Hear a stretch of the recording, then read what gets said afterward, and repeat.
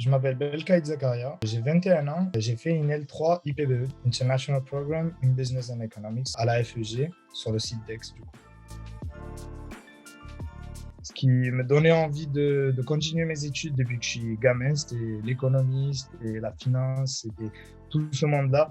Et du coup, j'avais décidé, on va dire, malgré le fait d'avoir choisi une terminale S, j'avais décidé de suivre mon cœur, de suivre mes convictions et du coup, aller faire une fac d'économie. Et j'avais été accepté, j'avais commencé ma L1 sur le site de Marseille en économie et gestion.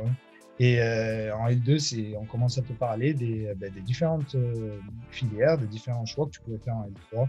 Et moi, direct, dès qu'on m'avait parlé du programme IPE, justement, je savais que c'était ce que je voulais faire. C'est-à-dire, d'un côté, un programme super complet avec des superbes matières en économie, finance, etc., en anglais.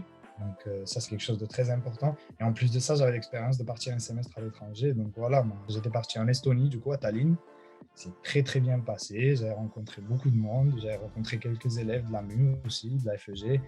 Et ensuite, le dernier semestre, malgré les difficultés par rapport au Covid, etc., ça s'est très bien passé aussi. Et voilà, maintenant j'ai eu ma licence. Et voilà.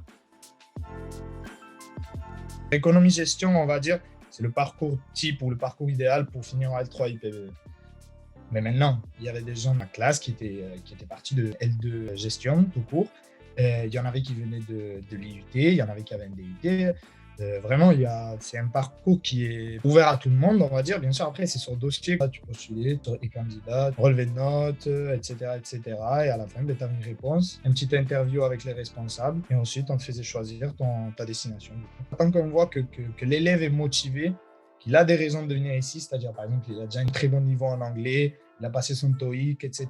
Sur les 2 années précédentes, il a fait des matières qui sont un peu en rapport avec ce qu'il va avoir en L3, etc. A priori, tout est bon. Donc, on va dire motivation et que le parcours soit en rapport avec la L3. La voie logique et ce que pour l'instant je compte faire, c'est continuer en master, gestion de production, logistique et achat. Et j'ai eu un avis favorable, donc là, je vais poser mon dossier, etc. Je vais postuler.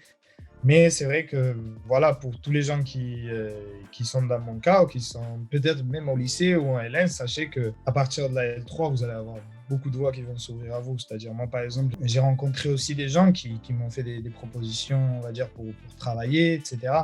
Donc vraiment, le fait d'avoir fait ce parcours-là ouvre déjà des portes à partir de maintenant. Sur les 3 années, vous allez construire un réseau de contacts, de personnes qui vont plus tard vous permettre d'avoir beaucoup de possibilités, mais d'apprendre beaucoup, parce que l'expérience est très importante. Je dirais même que c'est le plus important.